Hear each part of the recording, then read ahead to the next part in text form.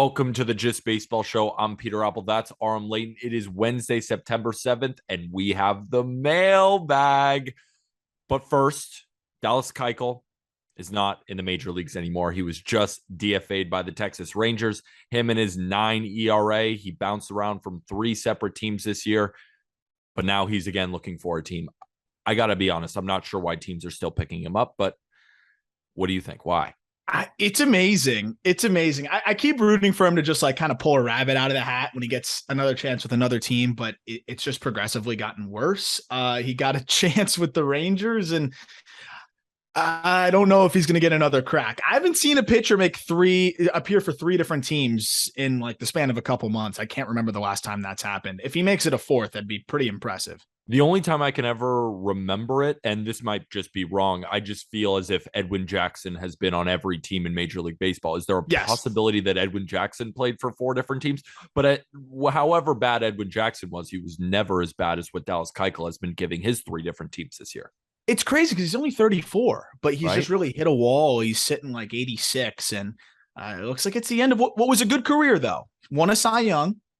Had some really nice seasons, won some Gold Gloves, but I think it's the end of the line for Dallas. The gambling community is up in arms because they don't get to fade him anymore. Yes, that was the easiest bet ever. Let's get into the mailbag questions. Thank you all for giving us them. We do this every 2 weeks. Aram and I, we answer your questions on Instagram at Just Baseball Show and on Twitter at Just BB Media. We have 8 questions, all awesome. Let's get straight into it, Aram, because we have plenty to talk about. And the first one is an absolute banger. Yeah.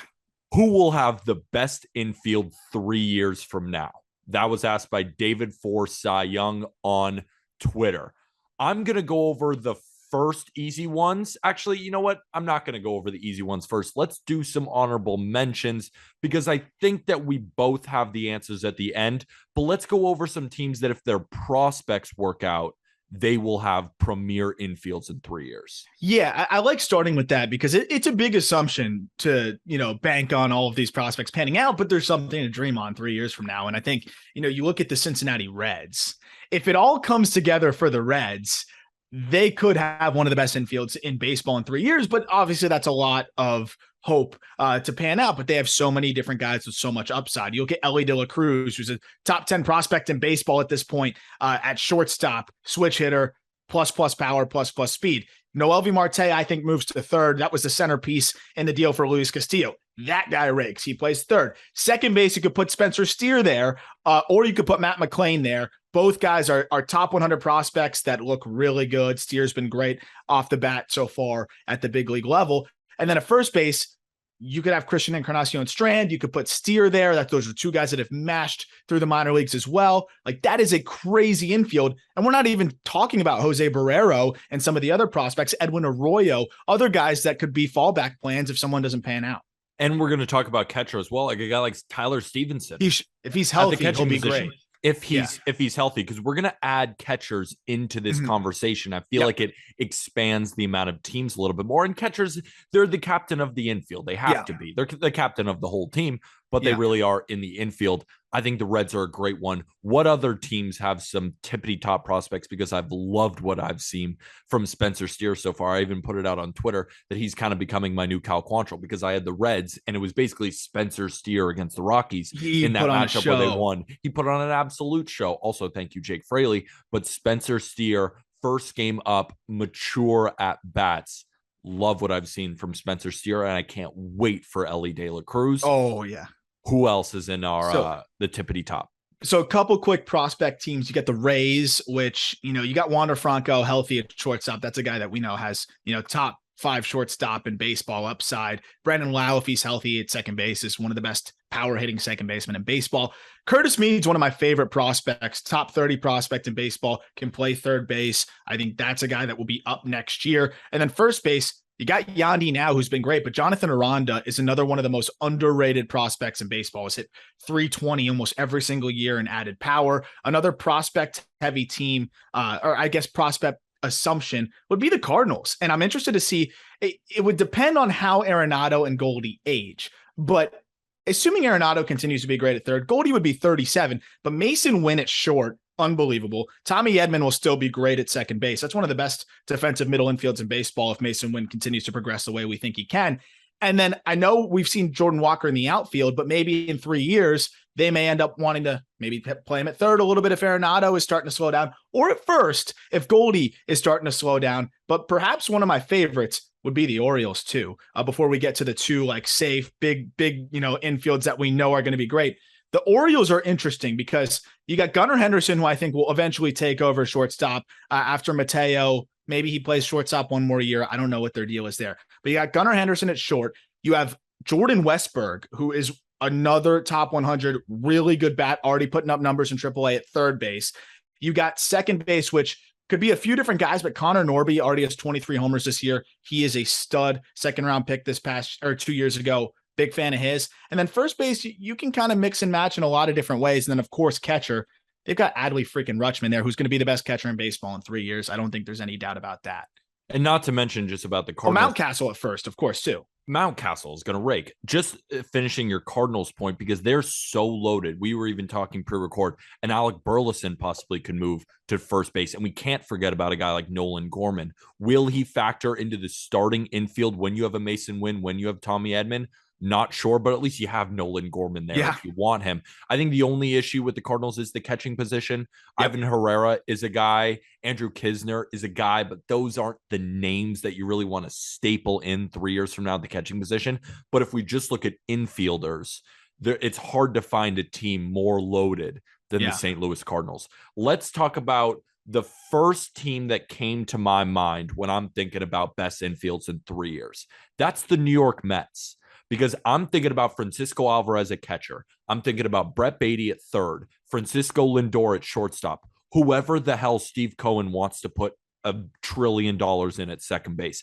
And then you got the polar bear Pete Alonso at first base. That right now seems like one of the premier infields in 3 years. I know Lindor is going to be a little bit older. I know Pete Alonso is going to be a little bit older, but neither are 30 years old yet. No. I think they're going to be totally fine. And Brett Beatty's gone through a little bit of ups and downs so far, but he's one of the better third base prospects in all of baseball. I think the New York Mets have to be one of the best infields in 3 years. What about you? Oh, I agree. Whether it's McNeil or somebody else, I mean, they can figure it out at second base. And the rest of the infield, I think Brett Beatty's going to be a really good third baseman for a long time. Lindor is not slowing down anytime soon. Neither is Alonso. And you are hoping Francisco Alvarez will be one of the best catchers in baseball if he reaches even close to his ceiling. So I think that's a no-brainer. And we're going to be talking about kind of Mets versus Braves. We already did as it presently stands, but it's going to be the same case 3 years from now too. Mark Vientos is another guy that, you can mix in there, which I think he'd be more of a DH, maybe corner outfield if you want, but he could also fill in at first base if Pete Alonso ends up going more the DH route as he gets older, though he's been playing a better first base than he did earlier in his career. The Mets are going to be just fine for a while in the infield, even if they don't retain Jeff McNeil. Let's get into the second one, because I know you have one. And honestly, we should include a third. This is really the top three. And once we're done going through the top three, let's pick one. Let's do it. Okay. Let's make a hot take and let's pick one. But who's the second that's kind of on your mind? So I look at the Atlanta Braves, division rival, right there. Austin Riley, 3 years from now, I think will actually be at his peak, his prime, which we already see him on the cusp of reaching. He seems to get better every single month. I think he's going to be one of the best hitters in baseball in 3 years. So you have him anchoring third base. Obviously, Ozzie Albies is locked up for the foreseeable future at second base.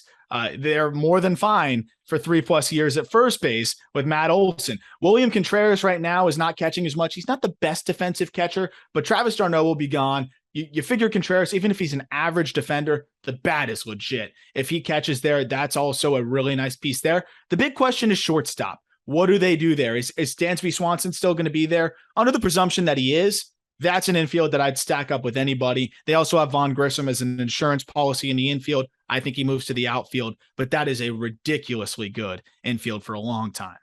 The Braves might be better than the Mets, but the one team who could be better than all two of them, and that's what we're going to talk about in a minute, is the Los Angeles Dodgers. When you look at what is the weakness for the Los Angeles Dodgers at this current juncture, you could say third base, even though Justin Turner is holding it down over there. But who do they have coming right up?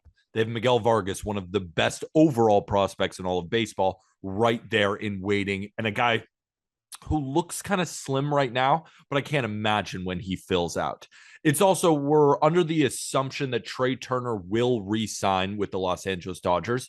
I think when you look at the shortstop market, it's either going to be Trea Turner, or it's going to be a Xander Bogaerts, or it's going to be a Carlos Correa. It's going to be one of these free agents at shortstop. I'm going to stick with Trea Turner at least right now. Then you have Gavin Lux over at second base.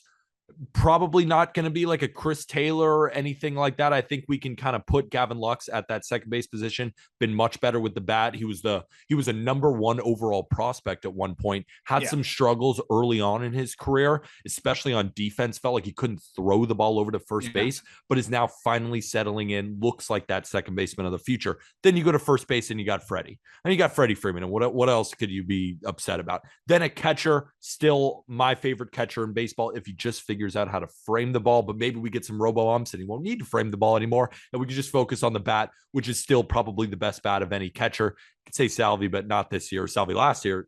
Will Smith, in my opinion, is still at least one of the best catchers in the entire sport. That is an incredible infield. And then we're talking about the Mets buying a second baseman. Dodgers can buy whatever they want. They have the highest, highest payroll in all of baseball. The Dodgers, the Mets, and the Braves. Let's choose one, because it's tough. There's one wrinkle too on the Dodgers. If Will Smith moved, like if they want to move him off of catcher, they have a top 10 prospect in baseball in Diego Cartaya, who's a phenomenal defender and will be big league ready in 3 years. So you have two options there. If Cartaya doesn't pan out, okay, you still got Will Smith. If Cartaya looks like, the next big thing behind the dish, maybe you move Will Smith somewhere else. And Miguel Vargas is one of my favorite just offensive prospects in baseball, can anchor third. And then second base, they have another insurance policy. Michael Busch has been raking in AAA. So I would bet a lot of money on the Dodgers having one of the best infields in baseball in 3 years. But man, you could go any direction with the Dodgers, Braves, and the Mets. There's no wrong answers. I would say, I think the Mets, when we talk it out more, I think the Mets are third in this conversation. I do. Because I think Francisco Lindor and Pete Alonso are the two best in this infield, and they're only going to be a little bit older. And I don't put them in the same breath as maybe a Trea Turner or a Freddie Freeman. So just on that aspect, I'd rather have the Dodgers. Now, I think when you look at, would you rather have Miguel Vargas or Brett Beatty? Ooh, that's really tough. I would call them just like dead even. Okay. But then we have a Gavin Lux versus whatever the Mets can get at second base. Then you have Francisco Alvarez versus both Will Smith and Diego Cartaya. However good you think Francisco Alvarez is, I'm more settled thinking that either Will Smith or Diego Cartaya exactly. is a better combination than Francisco Alvarez. So that's why I put the Dodgers above the Mets. But then you look at the Braves, dude. And the Braves might have the best four possible, but it's tough. So I think it's between the Dodgers and the Braves because of the Dodgers' enormous pockets. I would say the Dodgers, but if you said you think the Braves, you ain't wrong. If you say the Mets, you're not wrong either. We're cutting hairs at this point. Yeah, I think the Dodgers are my answer here because, look, Ozzie Albies is a good second baseman, but I think Gavin Lux in 3 years is going to be a better second baseman than Ozzie Albies. And if you look at F4, he pretty much is already on his way to putting up one of the better seasons in that department compared to Ozzie Albies. He's already above a 3 F4 player. I look at third base, and obviously that's set for the Braves. But I feel like when you look at shortstop, the Dodgers can go so many different directions. I assume they're going to keep Trea Turner under this assumption that the Braves keep Dansby and the Dodgers keep Trea Turner. It's just not the same, right? And Dansby's been great this year, but he slowed down a little bit in the second half. I think it's fair to assume if he gets extended, he's going to be somewhere between the first half and the second half this year. Trea Turner is one of the best players in baseball, just point blank period. So when you also factor in the fallback plans that the Dodgers have with all the other prospects, and Gavin Lux continuing to get better, I think Albies kind of is what he is at this point. I agree. I think the Dodgers are the option, but one angle that could make this interesting is if Matt Olson kind of goes back to being the Hank Aaron Award finalist he was. He's starting to look really good, but if Freeman slows down a hair in 3 years and Olson is going nuclear, that would make things interesting. And obviously the catching situation is a big separator for the Dodgers as well. The catcher is the big separator, because I think you could make the argument that of the 4 infield positions, the Braves might have a slight edge, but then the Dodgers just take this massive leap because you have Will Smith, who's guaranteed is one of the best catchers in baseball. And then you have Diego Cartaya, who could be one of the best catchers in baseball, compared to William Contreras, who had a really nice first half. But I don't know if he's truly the guy that you staple down and say, this is my catcher for the next 3 years. We found that guy. Yeah. You'd think with Alex Anthopoulos, the fact that he wants to extend as soon as you go through 50 games, William Contreras hasn't been extended by the Atlanta Braves. Not to say that he doesn't deserve to be, but I don't know if they know where he fits in. Exactly. Yeah. So maybe he's not even catching, because your point hasn't been that great defensively. Maybe he's more of a DH option. And at this point, Travis d'Arnaud will have not moved on, but just won't be the level of catcher that he is at this current juncture. Absolutely. That was awesome. First question. Yeah. Let's get into the second one, which is another great one. What is the best aspect of every playoff caliber team? Asked by just_Lions on Twitter. Good Twitter tag, by the way. We use just anything we're on board with. And so we have so many questions that we're going to get to. So I feel like we should go kind of through these rapid fire. Yeah. We'll kind of go team by team. I'll start in the AL East with the Yankees. And if you want to then go to the Rays, and then I'll go to Blue Jays, then the Orioles, we'll kind of just switch off like that, and then go East, Central, West, and then East, Central, West. I'll start with the Yankees. And the thing that is difficult is Aaron Judge is the best aspect of the Yankees at this current moment. So the best aspect is, of course, the offense if it can get rolling. Aaron Boone had a quote the other day, which kind of made me upset, but it wasn't wrong, that they lead the league in scoring, even though they've been so bad. We forget that just a couple of months ago that this Yankees offense was an absolute juggernaut, and it was followed by incredible pitching performances and great stuff from the bullpen. But overall, when you go to Yankee Stadium, what are you afraid of? You're afraid of Judge. You're afraid of Stanton. You're afraid of LeMahieu. You're afraid of the offense. Matt Carpenter has been out, who was a huge cog for them too. Harrison Bader is going to return. That at least gives them another. But, Benintendi going out definitely doesn't help. But if I'm looking at the Yankees, the best aspect of this team, you could say the bullpen, and I wouldn't say that you're wrong, but for me, it's still the offense. I agree with that. And it has to get better, right? It has to. And getting Carpenter back should help. I think people really underestimate how much losing Carpenter really hurts with what he was able to do and how well he was hitting. Looking at the Rays, it's the pitching, bro, but it's not just it's the way they piece together the pitching, right? They've had guys drop down like flies on especially their bullpen, hit the IL left and right. They've been able to piece together with either openers, relievers that go multi-innings, and then starters filling in. From top to bottom, it's one of the best pitching staffs in baseball statistically. Shane McClanahan's hurt. That stinks, but he dodged a bullet. He should be back and healthy. You look at some of the relievers and how good they've been. I mean, Jeffrey Springs as kind of a swing man has been awesome. Jason Adam, Brooks Raley, they've all been amazing. And then just the way they've been able to piece everything else together. Matt Whistler just recently came back, and hopefully they'll start to get a few other arms back as well.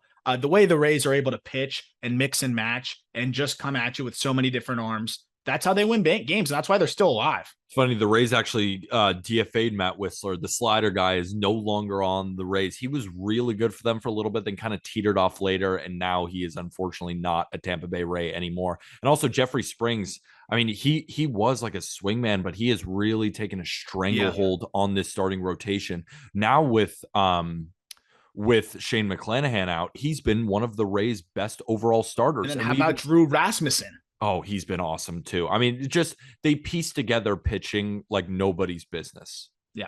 Let's move on. Yeah, go ahead. Oh, the last thing we talked about it an episode or two ago. Rasmussen has been one of the best pitchers in baseball over the last month or so. Like it's amazing how they get the most out of their guys.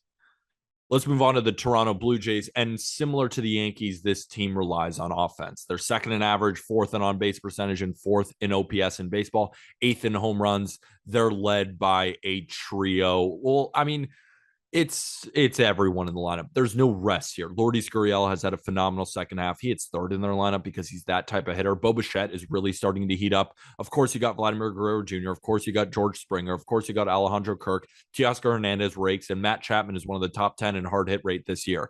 Every single player in their lineup rakes, and then you have Santiago Espinal at the bottom of the lineup. You also can mix in Whit Merrifield, Kevin Biggio. Jackie Bradley Jr. doesn't really hit, but he just relied on defense because they don't really need his bat, and that's kind of the reason that they got him. The Blue Jays are one of the best offensive teams in baseball, even though they kind of go through ups and downs. When they're on the up, there might not be a better offense in baseball. That's how loaded they are. Oh, they're scary. And even the one last team that's fading out of the playoff hunt a little bit right now, but I think they can get back into it with a nice little stretch. The Baltimore Orioles, what they have going for them in terms of like actual roster structure, the bullpen has been just amazing, but the offense has been really good as well. I think they're a balanced team with a ton of youth, and youthful just energy might be my favorite thing about them, and might be a big reason why they're doing what they're doing, right? They're almost playing with nothing to lose. They're going all out. They're playing hard. They're getting the extra base. They're doing all the little things. On paper, bullpen has been phenomenal, but I think in terms of winning ball games, it's the youth and the energy and that fearlessness that they're playing with that has kept them afloat for this entire season. And then you had Gunnar Henderson to the fold. Yeah, fold. Pretty good. Yeah, they're a pretty good baseball team. Let's move on to the AL Central, and that's the Cleveland Guardians.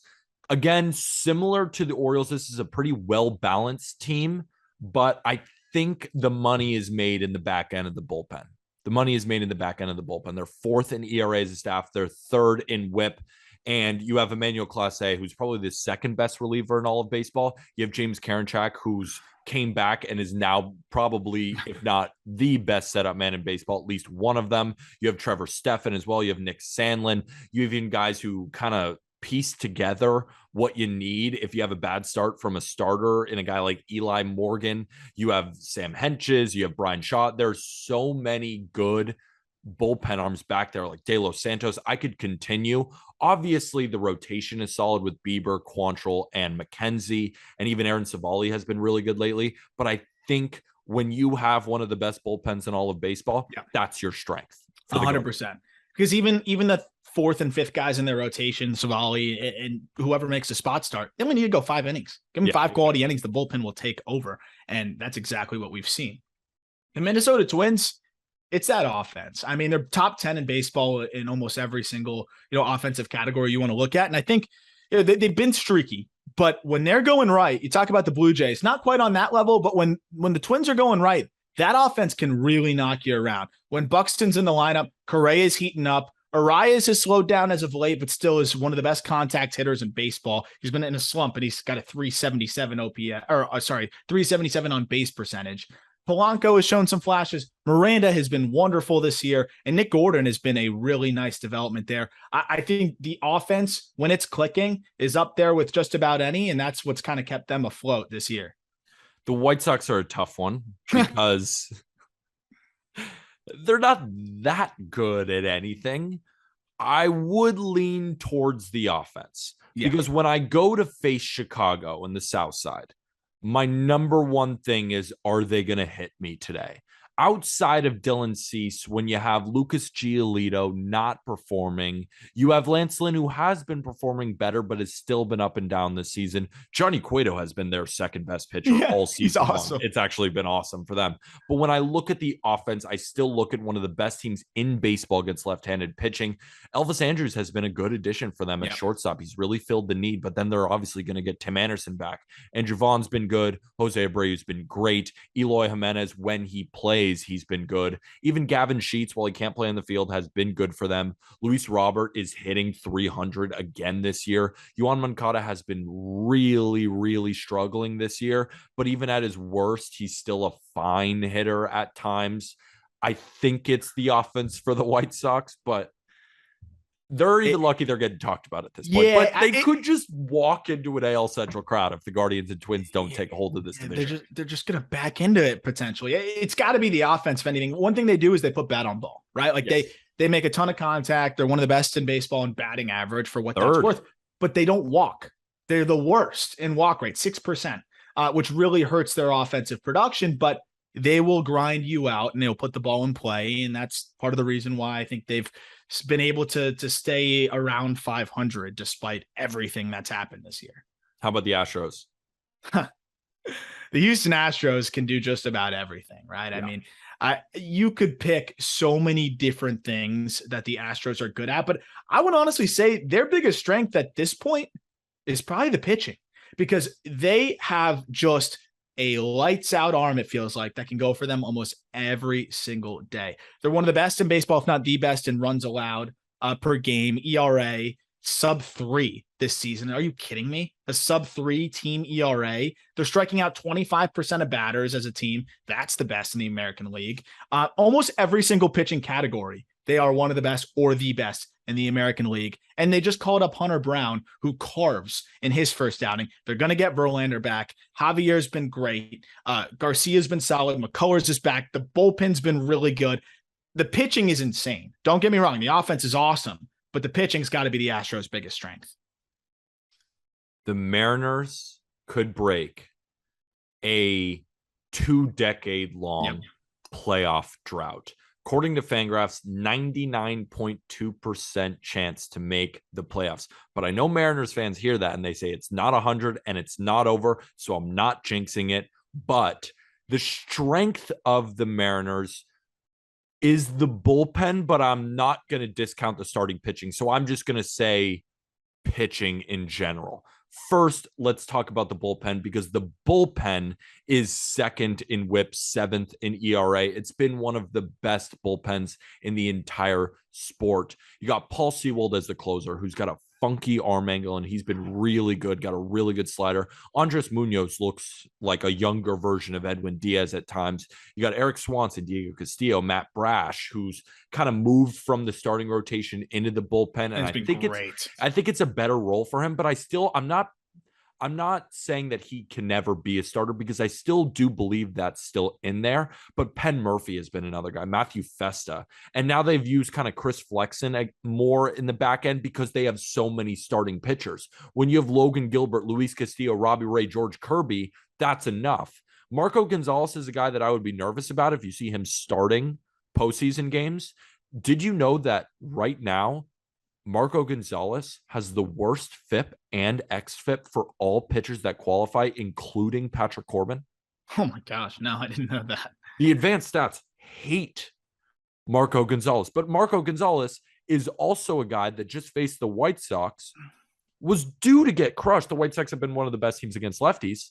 7 innings, 4 hits, 3 runs. He gets outs. He's a weird gets outs guy. He gets soft contact is his best friend. So he's always going to be a guy who outperforms the expected stats and the FIP and the xFIP, but I think it should go notice that maybe you face a team like the Astros or the Yankees or the Blue Jays or even the Orioles or the Rays or like these teams can beat up on a guy like Marco Gonzalez, but I don't think they'll be needed when we see the Mariners in the playoffs, when you have Gilbert, Castillo, Ray, and Kirby, which is plenty. So the Mets, there's 2 directions you can go, because the number one strength is obviously having 2 Hall of Famers at the top of your rotation, right? Of course, no team can really say that.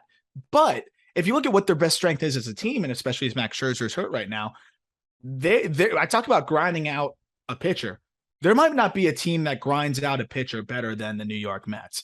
They don't strike out. I think they strike out the second least in all of baseball. The only team that's better in that department is Cleveland, and that's because they have Stephen Kwan and a couple other guys who refuse to strike out. The Mets striking out 19.8% of the time is ridiculous because they also hit for power, and they can spray the ball all over the field. I think the offense, in the way that they can grind you out, advanced hitters with great approaches is a strength. But then again, also having 2 Hall of Fame starters at the top of your rotation is quite the strength as well. There's no wrong answer for these 4 teams.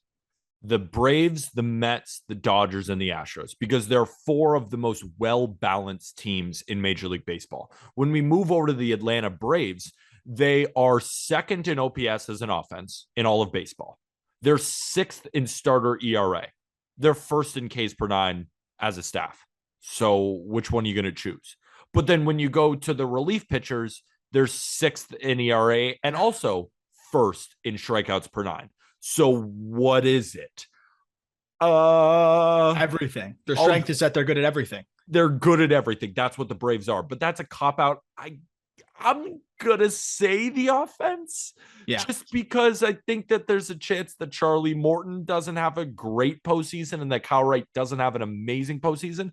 But the bullpen is incredible, so it won't matter that much. So I'm just going to go with what I know is elite. I know the other things are elite, but I know the Braves offense is elite. When you have Ronald Acuna Jr. at the top, then you have Dansby Swanson, who has established himself as one of the best shortstops in baseball this year. You have Austin Riley, who's an MVP candidate. You have Matt Olson, who even at his worst is one of the better first basemen in baseball. You have Michael Harris, who has come onto the scene and has become one of the better center fielders in the National League. You have I don't even. They're going to bring Albies back. Yeah, they're going to bring Albies back. You got William Contreras. You got Travis d'Arnaud.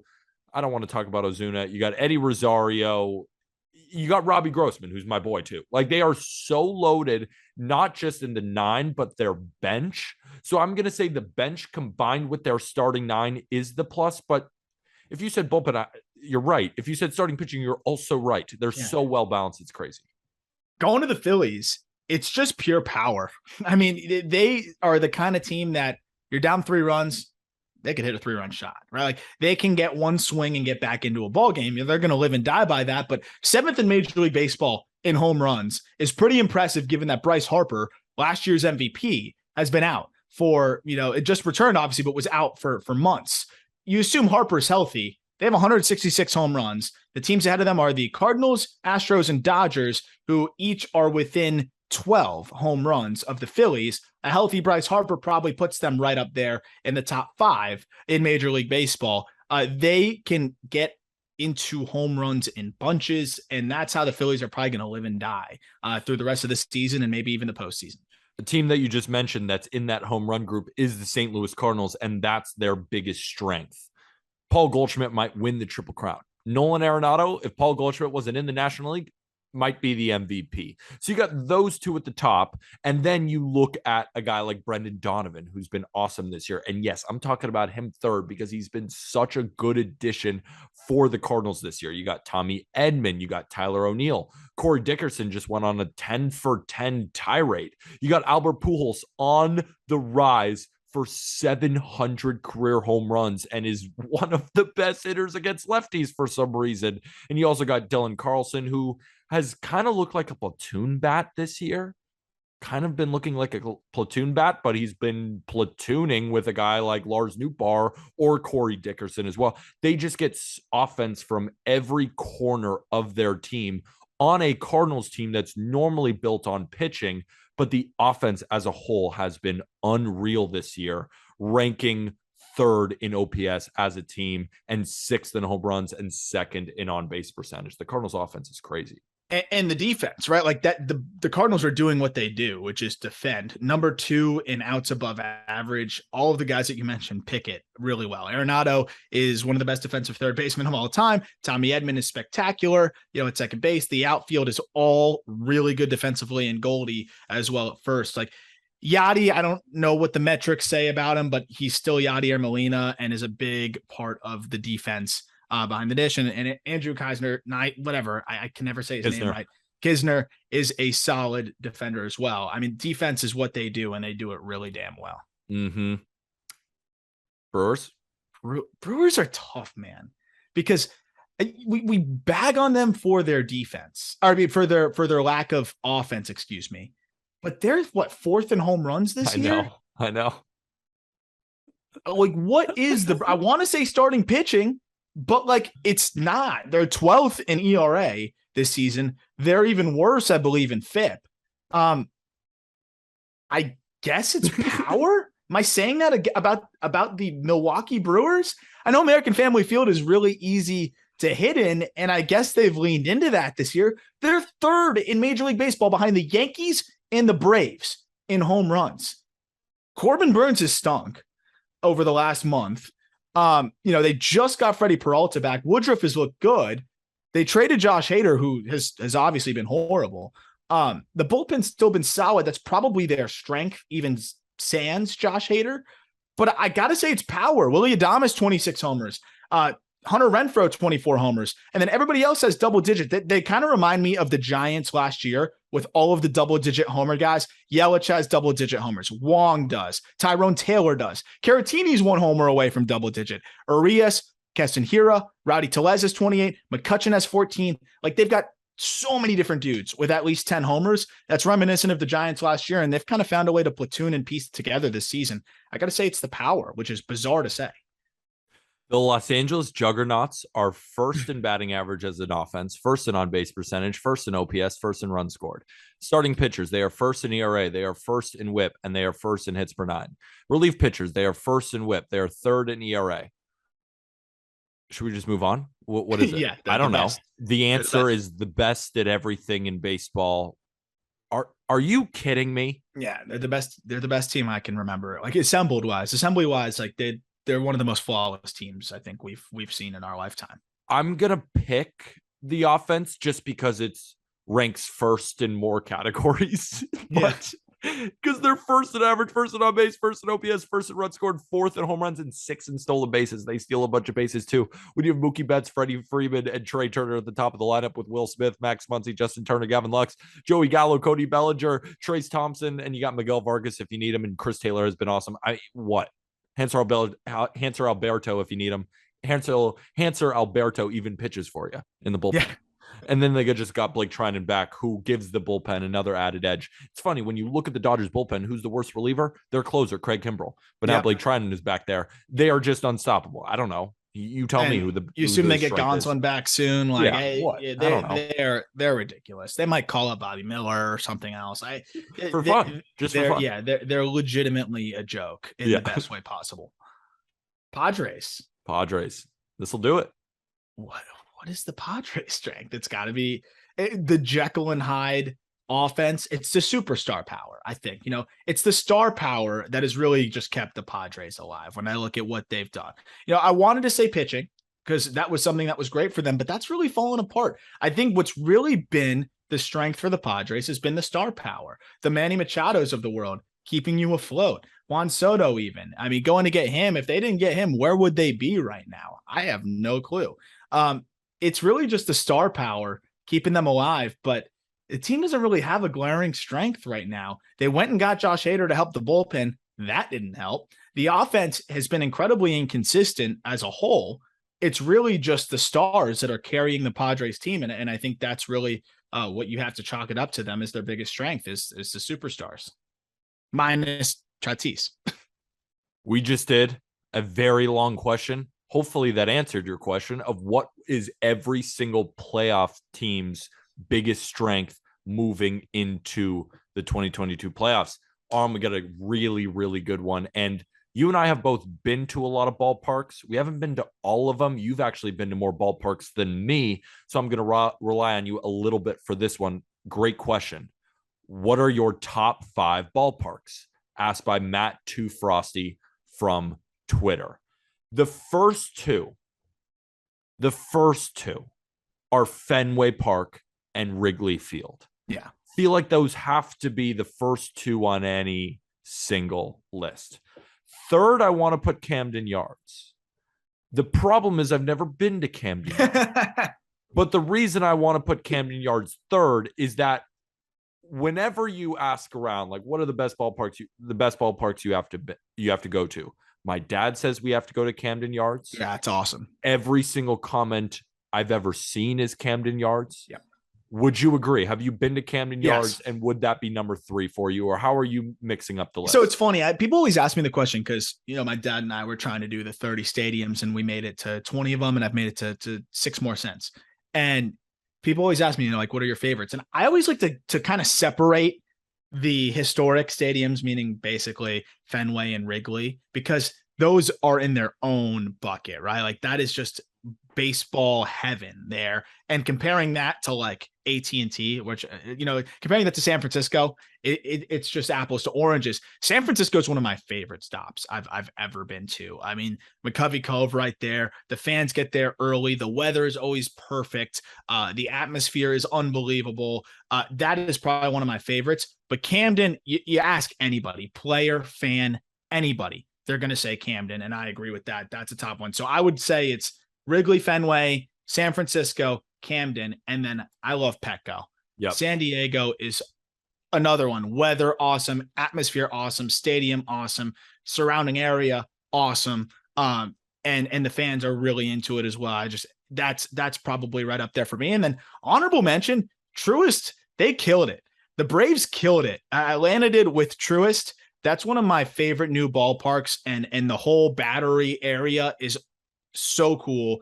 That's an honorable mention. But yeah, that's definitely my top 5. The reason why I haven't been to PNC, so I'm going to put that out there. I'm going to St. Louis for Pujols' last game. Haven't been there yet.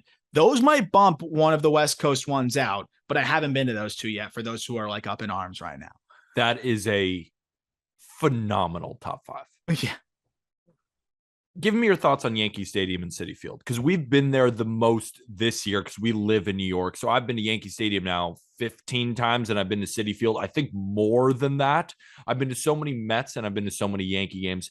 I am biased. I worked for the Yankees for 2 years. I was through every single corner of the New York Yankees. I used to work in the tours department. I was a 19-year-old intern. I wasn't giving tours, but I was a tours intern in that front office where they control all the tours, and I was in the business side of that. So I've actually been to every single corner. I've been on the field. I've been in the dugout. I've been the highest level of Yankee Stadium all the way to the basement of Yankee Stadium. So I'm biased there. The Yankees makes my top 5, even though it probably shouldn't, but it's just because I'm biased. Citi Field on the other side is a phenomenal stadium. It's awesome. I love the food at Citi Field. Great I love food. the atmosphere at Citi Field. Yep. So if I take my bias out of it, honestly, Citi Field might be better than Yankee Stadium, but my bias puts the Yankees at number 1.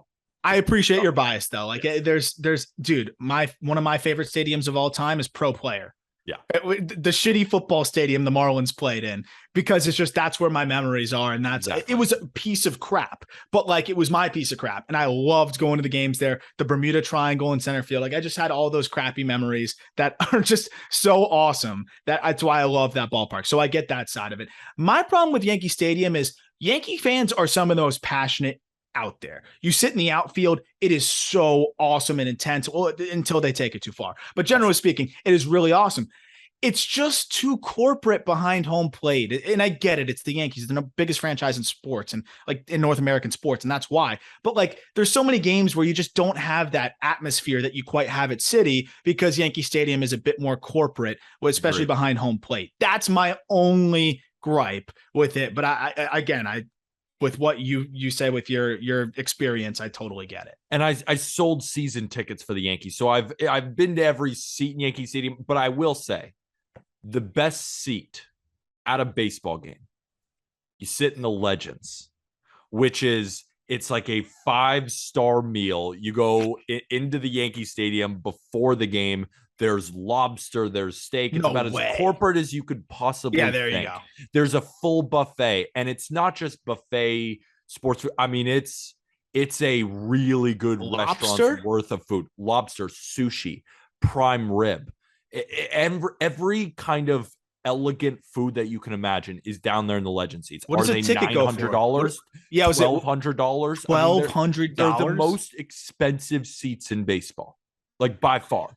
Cushion seat, because they're the fucking Yankees. Drinks, exactly. They're the Yankees. That's the point. So I'm saying, like, I get why they do it, but maybe the best overall ticket is Yankees, Red Sox, and Legends behind home plate, where you get prime rib, lobster, sushi beforehand with all the beer you could drink, and then the cushion seat. That might be the best experience, but for every other fan, because I've only had the opportunity once. We ain't doing that regularly. That was a gift to me from my dad. Like, that ain't happening ever again, unless this podcast goes crazy.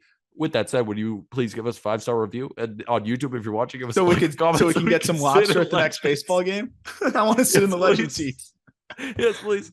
Also, but So if we're talking about the best experience, it might be that, but the overall stadium atmosphere for 99.9% of all baseball fans, Yankee Stadium doesn't make the top 5 for pretty much every other baseball fan except me because I'm biased. Yep. No, totally. And City this year, it's been rocking. City's been awesome. This is another great one. What are your favorite playoff series of all time? Asked by Andrew Sarter on Instagram. I'm going to start with my favorite playoff series of all time.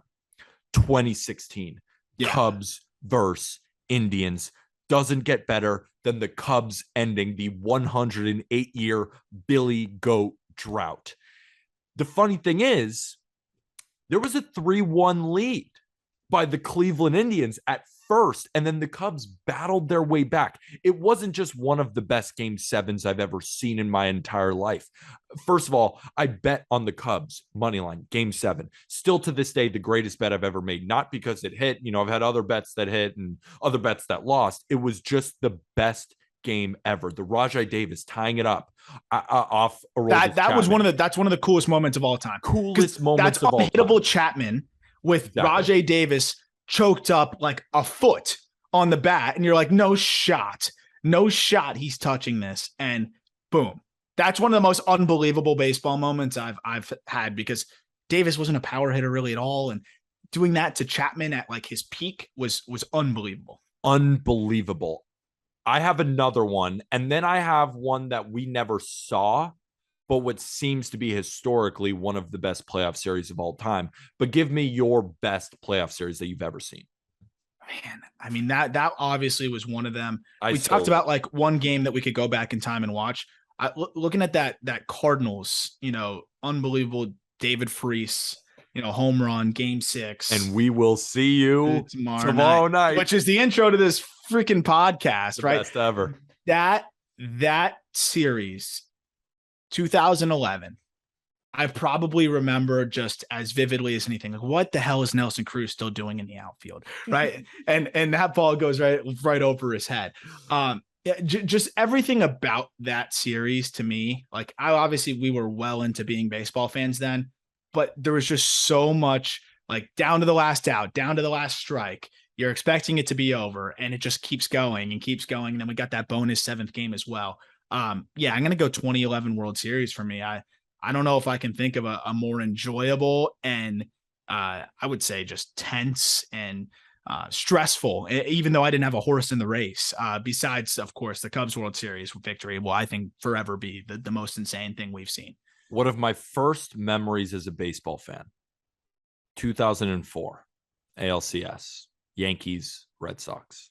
Yankees go up 3-0. They ask Kevin Millar. Kevin Millar says, don't count us out. We got Pedro going game 5. We got Schilling going game 6. And anything can happen in game 7. Don't let us win tonight. And the Yankees let them win in game 4. Then they win in game 5. Then they win in game 6. Then they win in game 7 and crush the Yankees in game 7.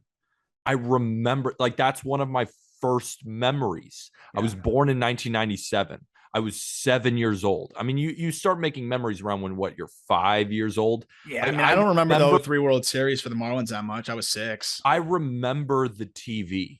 I remember Johnny Damon. I remember that, how crushing it was. But it's funny, watching that documentary, 4 Days in October, is one of my favorite movies ever. Yeah, it's pretty freaking sick. As a Yankees fan, I love that. That is baseball. How can you not be romantic about baseball? Yeah. I mean, the quote, don't let us win tonight. We got Pedro game 5. We got Schilling game 6, and anything can happen game 7. That is baseball. That anything can happen, and you can never count us out. That is, in my opinion, although I wasn't, it wasn't 2016 where I remember every moment, going back, watching that seems like one of the great playoff series of all time. I have one more. Do you have anything else to add?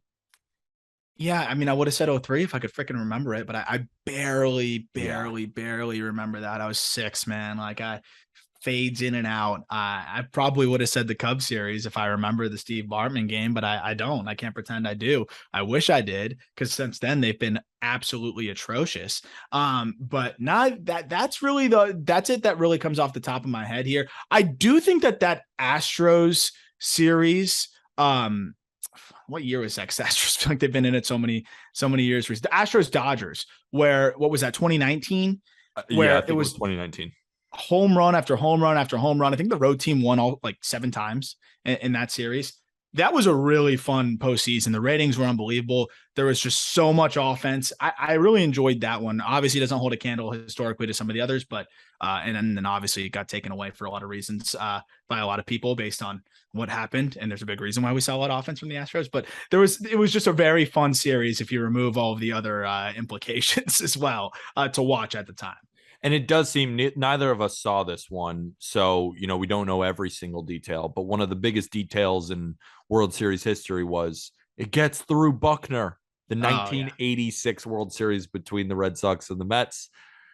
I'm sure Mets fans enjoy watching replays of Ray Knight hitting home plate. Yeah, it's literally all they do. And we've been hearing about it since. I saw a funny TikTok today. It was like Mets fans yelling at Yankees, like, you guys haven't won a World Series in 2009. And then a Yankee fan calls back, is like, you haven't won a World Series since the Soviet Union dissolved. Yeah. It's pretty crazy. 86. Next one. Not as much of a banger, but still a player that I really do want to talk about because he could be a big cog for the Dodgers. What do you think about Trayce Thompson?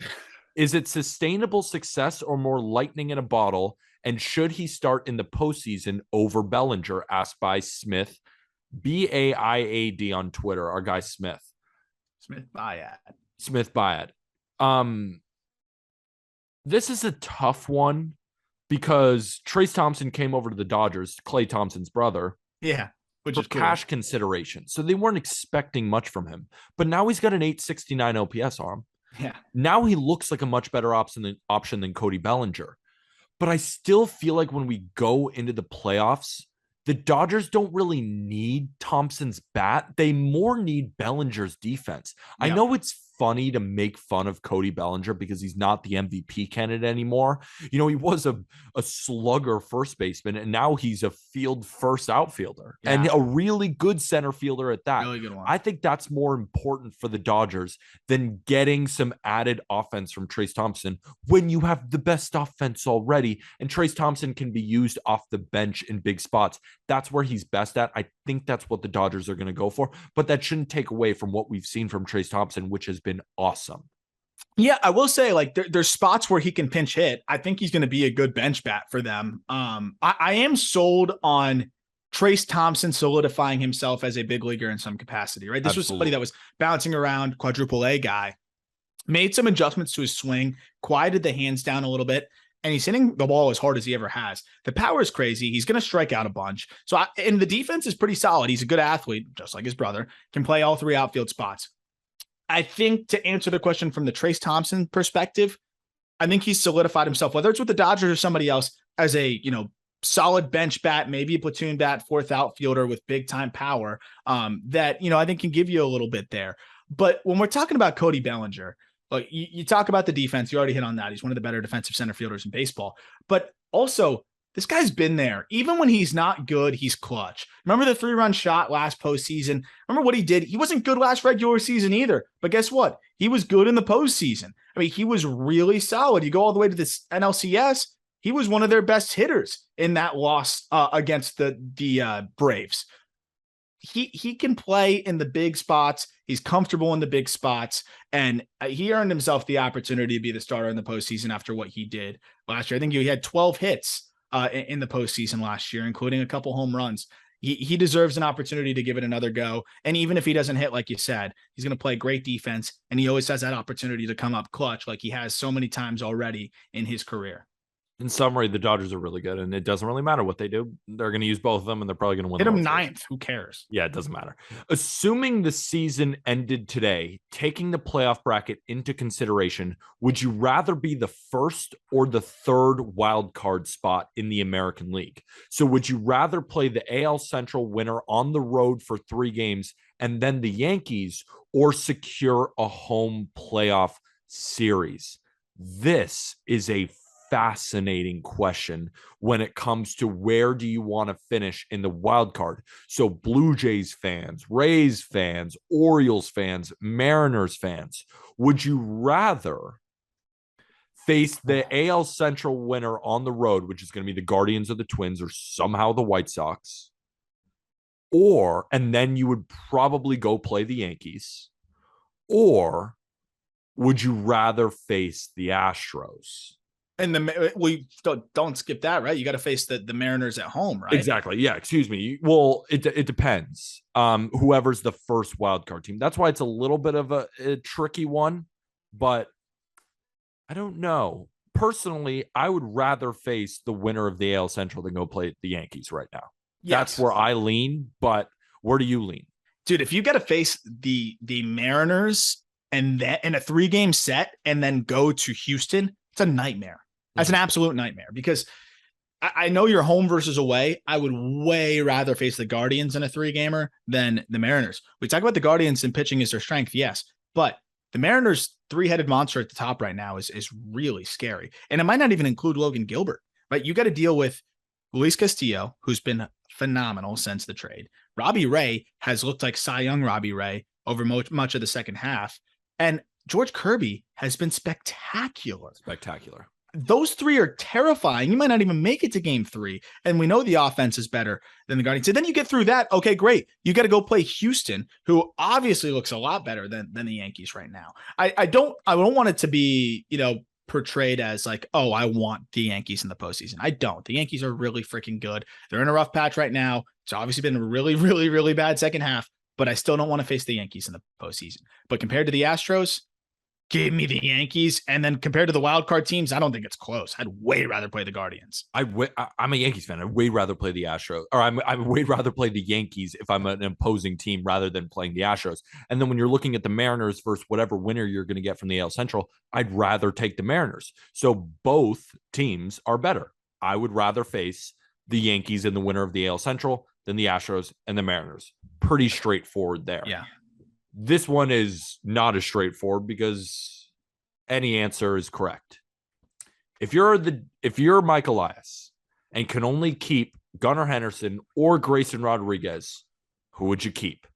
Asked by @Klein on Twitter. This is about as good as it gets. Mm-hmm. Gunnar Henderson is the number 1 prospect, or at least a top 5 prospect by every single publication. Watch out for the top 100 coming here at justbaseball.com very soon. And then Grayson Rodriguez is the number 1 pitching prospect by almost every single publication. And spoiler alert, I think he's going to be the number 1 pitching prospect on the Just Baseball. You can spoil that one. Yeah, I think that's pretty obvious. Aram is obsessed with Grayson Rodriguez, and for good reason. We compared him to Walker Buehler. When I asked Aram and Jack, who does Grayson Rodriguez remind you of? They both thought to themselves, he's like a bigger Buehler, which is incredible. But then Gunnar Henderson, already at 21 years old, looks incredible and can play shortstop or third base. Very similar to the Michael Harris Strider conversation.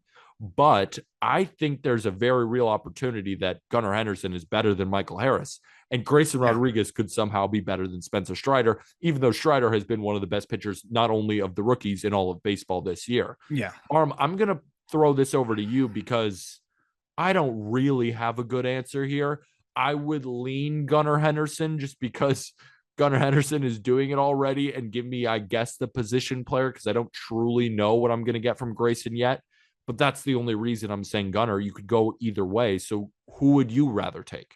So given the state of the Orioles, you got to clutch on to Grayson Rodriguez for dear life, I think. Like, the drop off from Grayson Rodriguez to any other young pitcher in their system is so dramatic. And Grayson Rodriguez, before he went down this year, I mean, just ridiculous numbers. And at every stop in the minor leagues, ridiculous numbers. I don't think he's ever had an ERA over 2.6 or even lower than that over the course of a whole season. I don't think he's ever had an ERA remotely. Sorry? What is that? It's just a freak. You'll see our pitch grades, but I'll just talk about Fangraphs real quick. Fangraphs gives his fastball a 70, his slider is 70, his curveball is 60, his changeup an 80, and his cutter is 60, and his command a 50. That sounds like an alien. But I love Gunnar Henderson. I really do. But you look at what they have right now, they have not nearly as good as him, but Jordan Westburg's a really solid prospect that can, anchor the left side of the infield. They've got a bunch of other infielders. The drop off is not as dramatic as like a Grayson Rodriguez to whoever else you want to pick in their system. And they're so desperate for arms. I think Grayson Rodriguez instantly becomes their ace next year. Grayson Rodriguez legitimately could be the first, I don't know if they'll do it, but one of the first rookies I can remember in a while who could make his big league debut on opening day. Like he could be their opening day starter as a rookie if he doesn't get called up this year, which I don't think he will. Could you imagine that? Like your opening day starter is making his big league debut. I don't know if they'll do that to him, but like he's that much better than I think everybody else on their staff presently. That's incredible. That's incredible. All right, let's move on. So the answer for the Orioles is Grayson Rodriguez, but let's take that out for a second. Let's just take that out because we can't really take it out because it is the Orioles. And the question was, if you're Elias, who would you rather take for the Orioles' sake?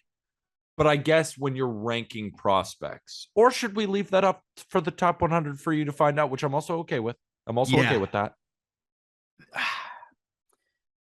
It's really tough because depending on how Grayson's health, that's going to be an impact on how these guys kind of stack up. Grayson just made his return recently.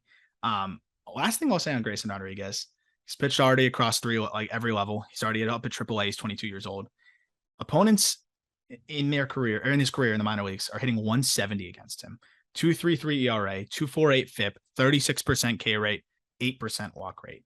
He's 6'5", 220 pounds, and he has technically five pitches.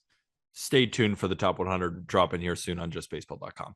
Last question, and this is another really good one. If you had to give Alek Manoah a contract today, what would it look like? Asked by @DanielAndy05. Well, I can say one thing. The Blue Jays may be slightly scared to give big time pitching deals because they got burned by Jose Barrios. But on the same side, Kevin Gausman has been a really good addition. That looks like a very solid contract. Looking at 5 years, around $100 million. Kevin Gausman has been one of the best pitchers on the Blue Jays this year, but maybe the best pitcher overall on the Blue Jays is Alek Manoah. Aram, if you are the GM of the Toronto Blue Jays, and you have to, for some reason, extend Alek Manoah today, which you definitely do not have to. And I don't think that the Blue Jays are going to be doing that anytime soon. But what would you give the 6'6", 280-pound, 24-year-old who's got a 2.48 ERA this season? He's so good. I will start with, I would definitely wait it out a little bit. Like the way the Marlins waited. I know Sandy Alcantara wasn't as good when he signed the deal. Like this has been his big breakout year, but also you kind of want to leverage those arbitration years, once you're in like that first year of arbitration. Because right now he has 5 years of control still. So it's team control. He doesn't hit arbitration until 2025. So theoretically speaking, I would ride it out for another 2 years. But to answer the question, we've never really seen a long-term pitcher contract this young. So it's really tough. I think something along the lines, because you have to also acknowledge that the early years of team control are going to be really cheap. I mean, Ronald Acuna made $1 million first year of that contract, then 5, and then like 5 again. I think Michael Harris is like 5 and 5 again. I think something along the lines of like 8 years, $140 million is what I was thinking, because it's going to be cheap on the front end. You got 3 extra years on the back end, and you got to pay him a little bit on the back end, but it'll be affordable for you. That's a big leap if you're the Blue Jays, but hell, you got one of the best young pitchers in baseball locked up till he's 32, and he's big. He looks durable. That's probably what I'd be around, is 8 years, 140. 8 years, 140 sounds good to me, but Blue Jays, they're not going to do it anytime soon because they don't need to do it anytime soon. If they want to, they can, because there's not many better young pitchers in baseball that I think we're pretty sold on with Alek Manoah at this point. I mean, it's hard to find a guy that throws as hard as he does, but doesn't give up hard contact at all. Gets and plenty of strike, throws so many strikes. He's in the 77th percentile in walk rate. I just think it's incredible that he's in the 93rd percentile in hard hit rate. And he's got almost a 40% ground ball rate. Every single one of his pitches, when you're looking at a four-seam slider, sinker, changeup, all are fantastic. Alek Manoah is one of the better pitchers in the American League at the age of 24. Anything else on Alek Manoah before we say goodbye? He's one of my favorite pitchers. I'm so excited to watch him throw in the postseason potentially because of the way he is such a competitor. He is going to be a blast to watch on the big stage. And that'll do it for this mailbag episode. Thank you guys all for asking all of these questions. Again, go make sure you're following us on Twitter and on Instagram. The Twitter is at Just BB Media. That's linked below. And on Instagram at Just Baseball Show. We do these mailbags. We release it Tuesday morning, get all of your questions in, and then we answer them, of course, on this Wednesday episode. Thanks again for listening. If you are enjoying this, the best way to support the Just Baseball Show, give us a 5-star review on Spotify or Apple Podcasts. And if you're watching us on YouTube, make sure to hit that subscribe button. Toss us a like in the comments. Let us know anything that you didn't agree with, or maybe some stuff that you agree with that you wish we would speak on further. And we will use some of that in some of our next episodes. Make sure you get yourself some Just Baseball merch. We have new long sleeves, new hats. It's all available in our Just Baseball store, which is also linked below. And we'll be back tomorrow. We'll be back Friday. We're going to be covering all of baseball, of course, over the last month of September and the postseason, but also Aram's covering more in-depth prospects on the Call Up podcast. That is what you can find. Search the Call Up to hear Aram. Also, Jack joins to talk more about MLB prospects. And for all of our football fans that are listening and all of our gambling fans, I'm hosting a show called Not Gambling Advice, where I just had on any fans who found us on TikTok, Theo Ash, Matthew Sponhour of the Stay Hot podcast. That is also available on Not Gambling Advice. And part 2, as you're listening to this right now, will also be available. That's a full NFL preview, 2-part episodes. It's over 3 hours long. And then also those are the daily MLB best bets. Plenty of information on there. And then I will be betting every Thursday, Saturday, Sunday on the podcast, as well as using Prize Picks in order to do more player props. So use code JustBaseball in order to get a full deposit match up to $100. I think we're done, Aram. Yep. Brewers Top 10 is out on justbaseball.com. And that's it from me. And with that, thank you, everybody.